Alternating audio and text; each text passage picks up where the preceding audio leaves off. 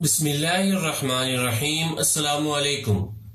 नसीहत चैनल के मुअज़्ज़िज़ ख़वातीन व हज़रात, वीडियो स्टार्ट करने से पहले आपसे गुजारिश है कि एक मर्तबा दरूद पाक पढ़ लें।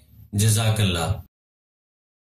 नसीहत चैनल के नाज़रीन, हम जिस दुनिया में रहते हैं यहाँ इंसानों के अलावा दीगर बेशुमार मखलूक भी आबाद है। बाज वो हैं कि जिनके मुतालिक मुख्तलिफ कहानियां और वाक़ियात मौजूद हैं, जैसे उनका परिंदा या डायनासोर वगैरह।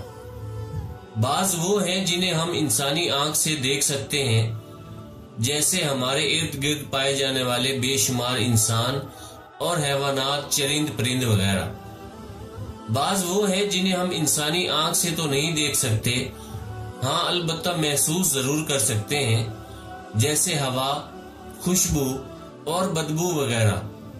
काबिल तवज्जो बात यह है कि शायद ही कोई ऐसा शख्स हो जो ये कहे कि चूंकि मैंने हवा को नहीं देखा इसलिए मैं उसे नहीं मानता, मैं खुशबू को नहीं मानता क्योंकि मैंने उसे देखा नहीं, बल्कि सिर्फ महसूस कर लेने पर हवा के वजूद को तस्लीम कर लेते हैं। बाज वो है कि जिन्हें मुख्तलिफ आलात के जरिए ही देखा जा सकता है, क्योंकि उन्हें बगैर किसी आले के देखना इंसानी आंख के बस का काम नहीं। जैसे हमारे गिरदो नवा में पाए जाने वाले अनगिनत जरासीम, हमारे खून में पाए जाने वाले हेमोग्लोबिन, व्हाइट सेल्स, जिस्म में पाई जाने वाली बीमारियां, कैल्शियम, प्रोटीन, विटामिन्स, किसकी कितनी मिकदार मौजूद है, कितनी कमी है, ये सब वो चीजें हैं कि जिनसे इनकार नहीं किया जा सकता।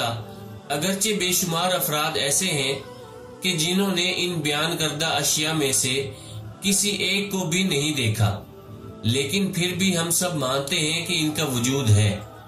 जरा गौर कीजिए, ऐसा क्यों है? शायद आपके जहन में ये बात आए कि इन चीजों से इनकार इसलिए नहीं किया जा सकता कि इनके वजूद का बताने वाले लोग बेशुमार हैं। इसलिए अगरचे हमने नहीं देखा, लेकिन जब इतनी बड़ी तादाद बता रही है तो मान लेने में ही आफियत है कि इनका वजूद है। अब गौर फरमाइए कि एक मखलूक ऐसी भी है कि जिसे इसकी असली हालत में हम अपनी आंख से तो नहीं देख सकते, अलबत्ता अल्लाह पाक ने, उसके नबियों और रसूलों ने, सहाबा किराम, ताबईन और सालिहीन, औलिया और उलमा ने बताया कि नजर न आने वाली एक मखलूक जिन्नात भी है।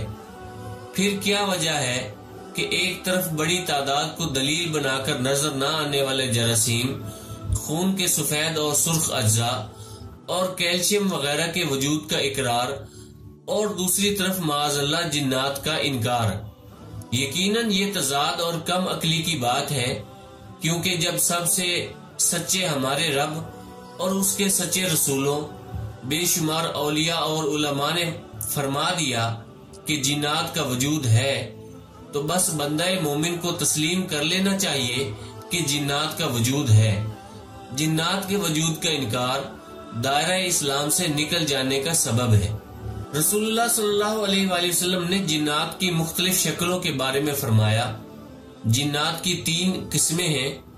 अव्वल, जिनके पर हैं और वो हवा में उड़ते हैं। दोम, सांप और कुत्ते, और सोम, जो सफर और कयाम करते हैं। हमारे प्यारे नबी सल्लल्लाहु अलैहि वसल्लम के पास जिन्नात के वफूद का आना, कुरान की सूरत भूल जाने पर आपकी बारगाह में हाजिर होना, अपनी खुराक के लिए बारगाह मुस्तफा में सवाल करना वगैरह ऐसी बेशुमार अहादीस हैं कि जिनसे जिन्नात का वजूद रोजे रोशन की तरह वाज़ेह होता है। जब अल्लाह पाक चाहे तो इनकी मौजूदगी का एहसास भी होता है। जैसा कि एक दिन रसूल करीम सल्लल्लाहु अलैहि वसल्लम ने सहाबा किराम से फरमाया, मैं चाहता हूं कि जिन्नात को कुरान मजीद पढ़कर सुनाऊं, तुम में से कौन मेरे साथ आएगा? तो सहाबा किराम अलैहिम रिज़वान ने अपने सर झुका लिए।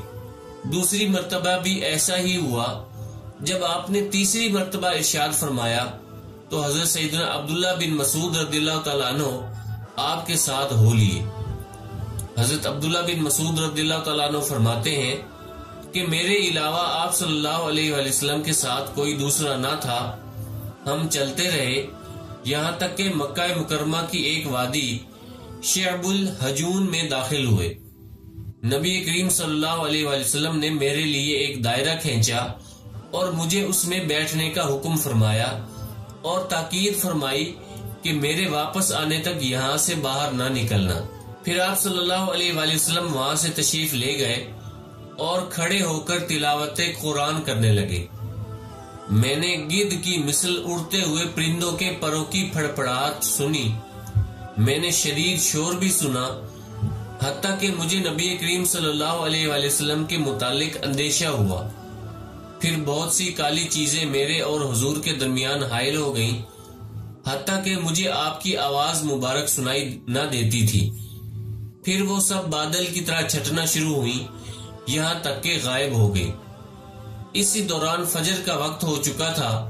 آپ صلی اللہ علیہ وآلہ وسلم ان سے فارغ ہو کر میرے پاس تشریف لائے اور مجھ سے استفسار فرمایا، کیا سو گئے تھے؟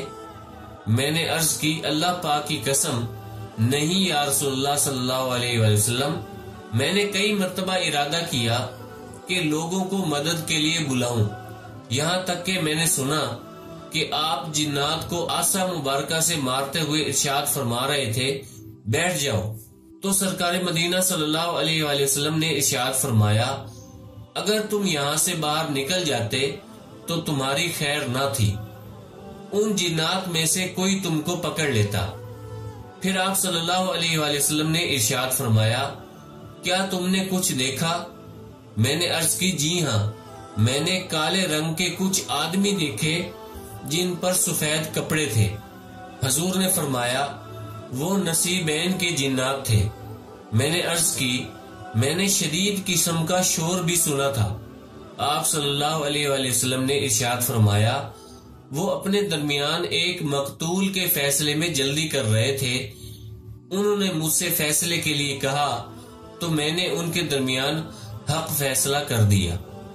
جنات کی تفصیلی معلومات کے لیے حضرت علامہ بدر الدین ابو عبداللہ محمد حنفی علیہ رحمہ کی کتاب احکام المرجان فی احکام الجان اور حضرت امام جلال الدین سیوطی شافعی رحمۃ اللہ علیہ کی کتاب لقط البرجان فی احکام الجان کا مطالعہ بے حد مفید ہے۔